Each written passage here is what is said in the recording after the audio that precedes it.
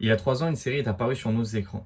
Elle représentait un pari risqué tant par sa patte graphique unique que pour l'attente des fans du jeu dont elle est l'adaptation. Il y a 3 ans, Arcane était montré au monde.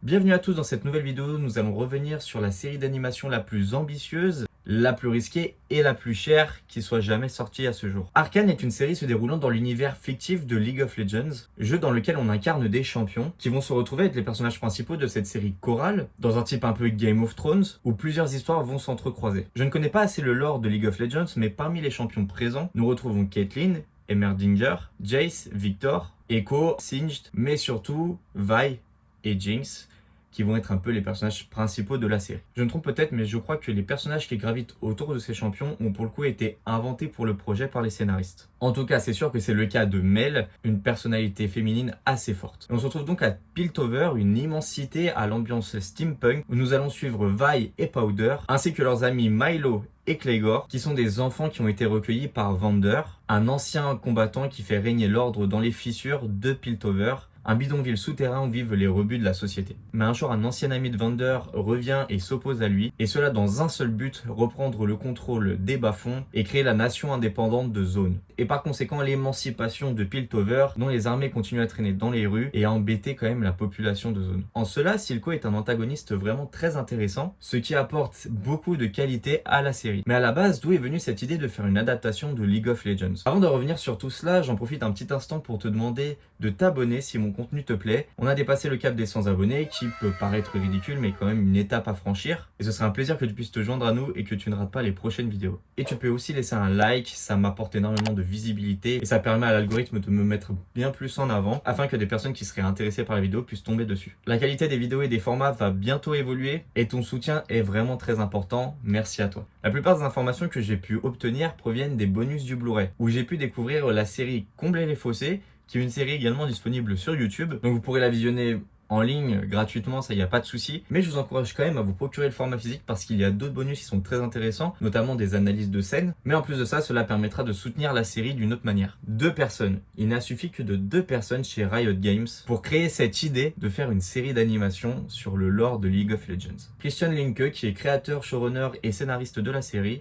était convaincu qu'il y avait un potentiel énorme. Quand il rentre chez Riot, c'est au plus bas de l'échelle et il s'occupe du service clientèle. Il s'agit d'un ancien musicien et ça a son importance, mais on en parlera un peu plus tard. Et d'un autre côté, nous avons Alex Lee, qui a fait des études d'écriture et qui est rentré chez Riot avant Christian, puisque c'est lui qui va le recruter. Ils ont toujours eu l'envie de créer un projet autour de Jinx, qui trouvait être un personnage très intéressant, et Christian a commencé à travailler sur Get Jinxed, un clip musical, qui était la première fois qu'autant de narration était présentée dans un projet marketing pour LoL. Riot travaille avec un studio français sur 3 projets. Le premier du coup qui est Get Jinxed. Ensuite il y a Warriors, une chanson d'Imagine Dragons qui a été destinée à un championnat d'e-sport autour de League of Legends. Et également le clip Echo Seconds. Ce sont de courts clips musicaux, mais Christian avait l'intime conviction que travailler avec eux sur Arcane pourrait leur permettre d'exploser. La patte Fortiche, c'est le mélange 2D 3D, et cela en ciblant une audition plus mature. C'est une société fondée par 3 hommes, Pascal Charrue, Arnaud Delors et Jérôme Combe, qui lui avait déjà commencé à travailler sur un mix 2D 3D au début des années 2000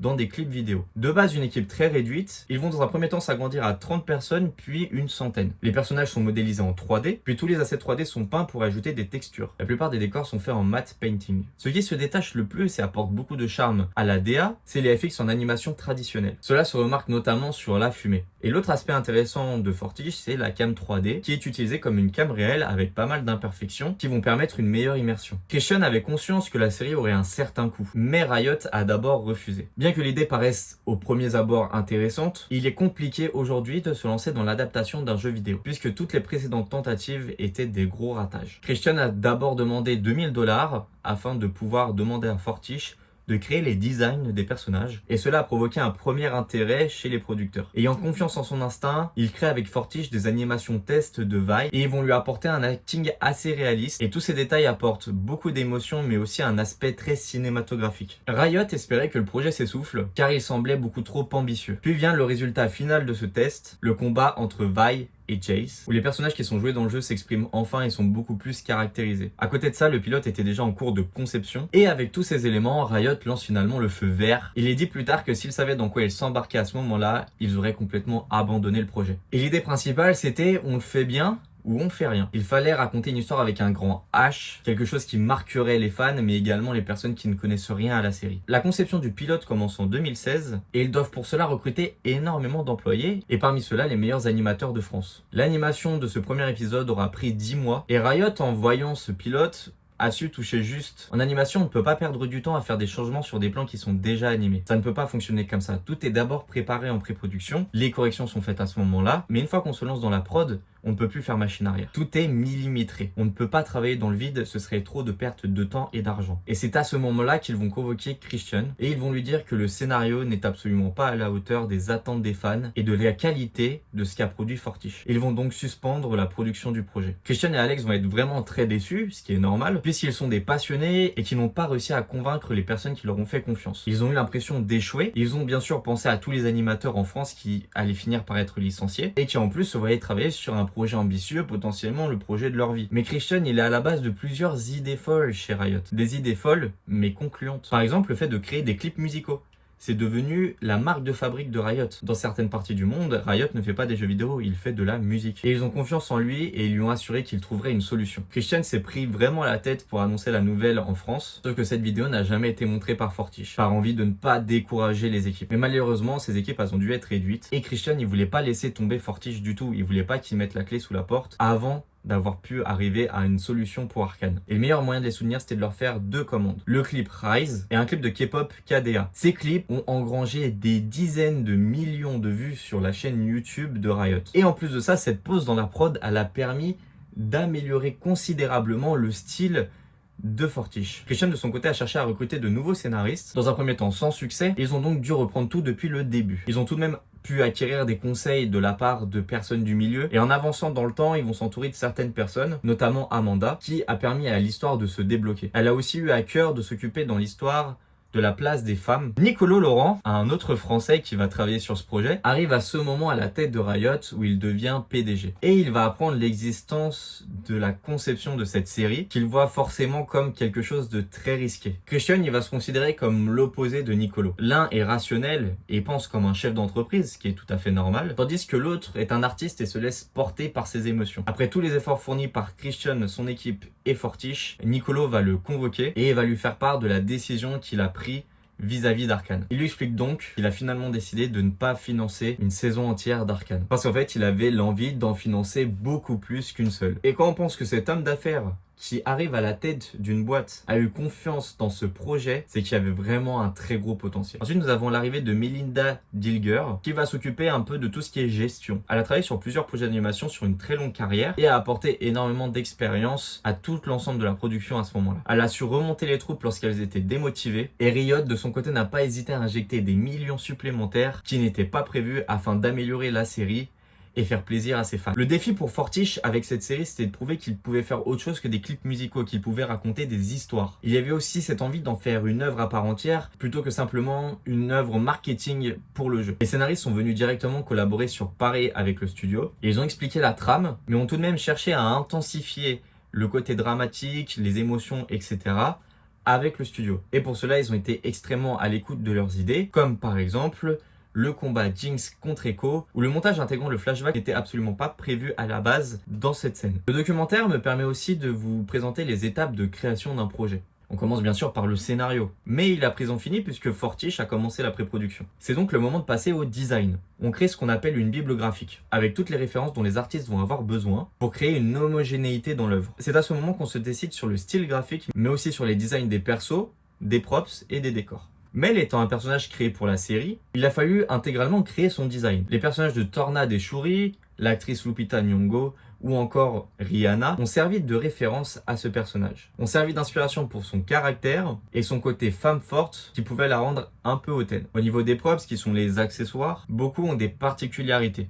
notamment les cristaux, qui sont la seule sphère parfaite que vous pourrez voir dans la série. Toutes les autres courbes que vous verrez sont un peu plus anguleuses. Ensuite vient l'étape du storyboard, et celle-ci est supervisée par les réalisateurs. Le but est ici de mettre en scène, en image, le scénario. On s'y occupe de la composition du plan, du type de cadrage, des mouvements de caméra, et en parallèle, l'équipe du montage va le transformer en animatique. Il s'agit d'une vidéo qui nous permet de se rendre compte du rendu que l'on souhaite, et également d'établir un tempo par rapport à la durée des plans et des images. Cette étape, elle existe dans le cinéma traditionnel puisqu'elle permet d'éviter les loupés sur des scènes vraiment très ambitieuses, type les grosses scènes d'action. En animation, c'est fondamental puisque tout votre film sera storyboardé. Les monteurs vont également y intégrer les textes des acteurs, car en animation, tout est enregistré en amont. Les acteurs jouent leurs textes dans des cabines et ils sont la plupart du temps filmés pour permettre aux animateurs d'avoir une référence d'acting, surtout pour les expressions du visage. Et c'est le genre d'élément subtil que Fortiche aime beaucoup. Il faut savoir qu'une grande partie de la qualité du personnage provient de son interprétation. C'est le cas de Powder, qui a beaucoup de ses émotions qui ont été influencées par son actrice Mia Sinclair-Jeunesse. Et pour le personnage de Jinx, par exemple, l'actrice, elle a été vraiment compliquée à trouver. En plus de ça, ces acteurs-là, ils permettent de caractériser encore un peu plus ce personnage. Des fois, il y a des idées de design qui vont venir par la suite. C'est pourquoi il n'est pas faux de penser que la VO est vraiment très importante, même dans l'animation. En revanche, il ne faut pas dénigrer la VF, qui est aussi très bonne, et qui est un exercice fondamentalement différent, puisque l'on doit jouer sur un produit déjà fini, et s'imprégner du personnage pour le rendre crédible. Dans les deux cas, cela demande un très grand talent. Puis on vient à la création des décors, des props et des personnages. Les décors sont pour la plupart peints à la main. Pour l'anecdote, dans certains cas, l'équipe doit ruser pour faire de l'économie.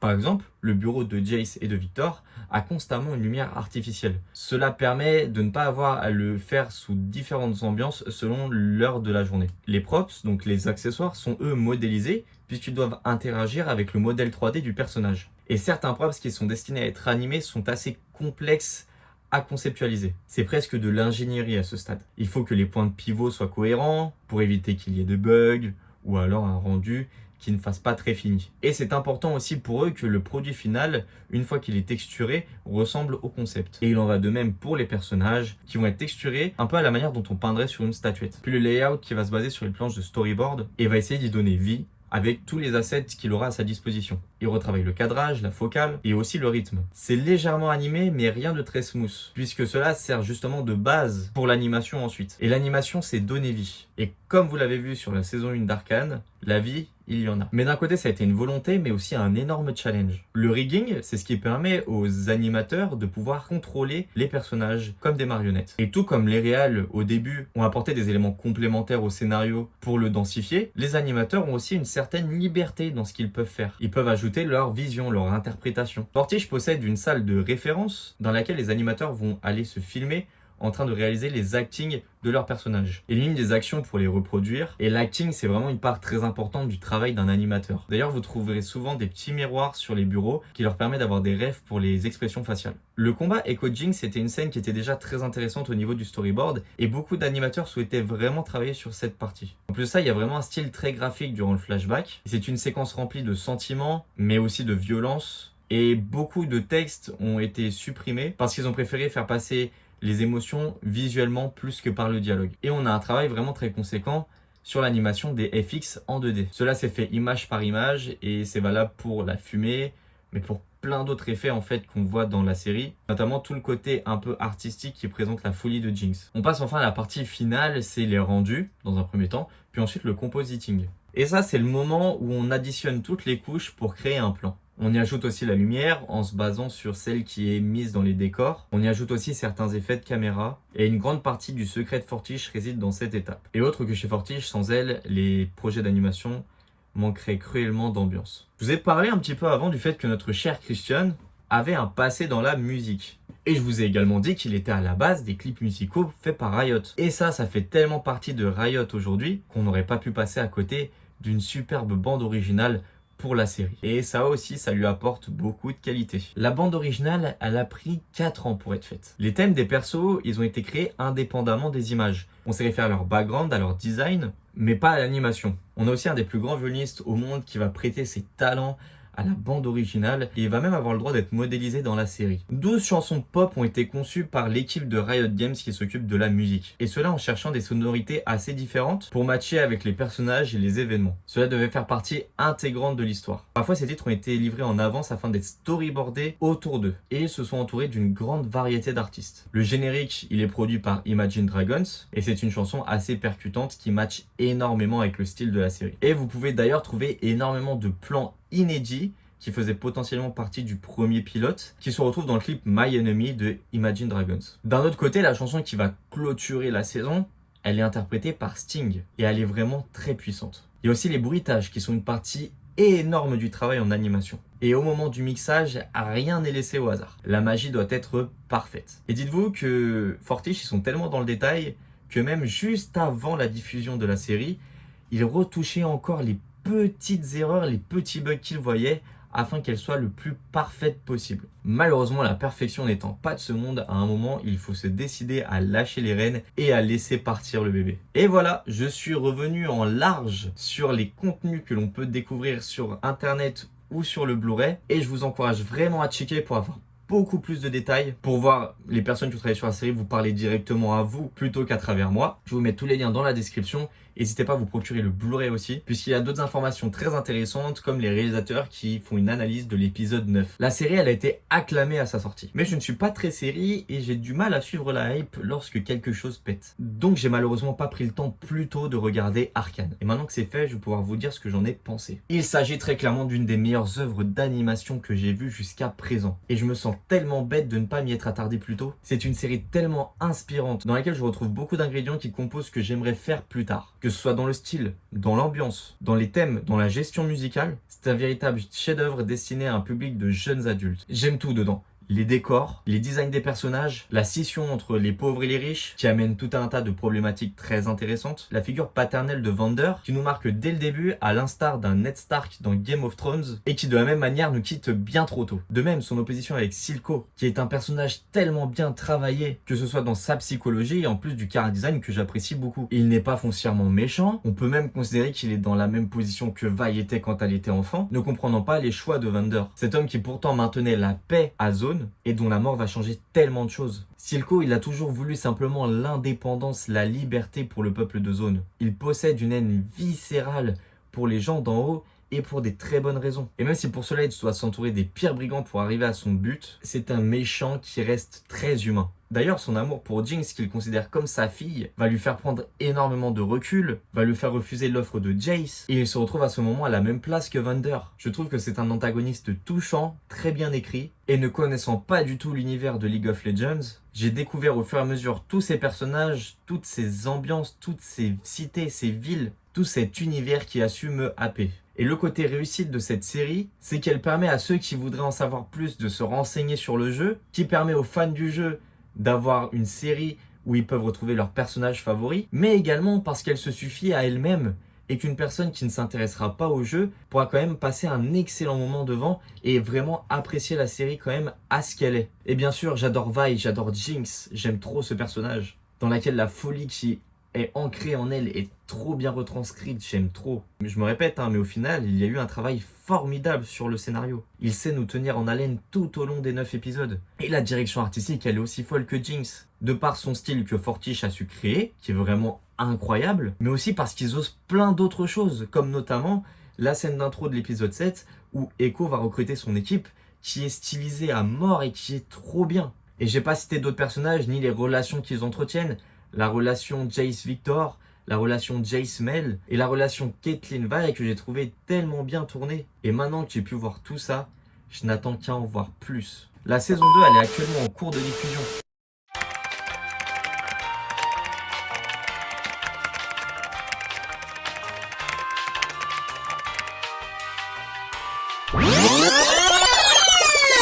La saison 2, elle est actuellement en cours de diffusion. Et au moment où je filme ça, j'ai vu que les 6 premiers épisodes qui m'ont déjà mis une claque dans la tronche. J'ai vraiment hâte de voir la conclusion, mais j'ai aussi peur de perdre tous ces personnages à qui je me suis énormément attaché. La saison 2 sera la dernière, puisque les coûts des 2 saisons s'élèvent à 250 millions de dollars.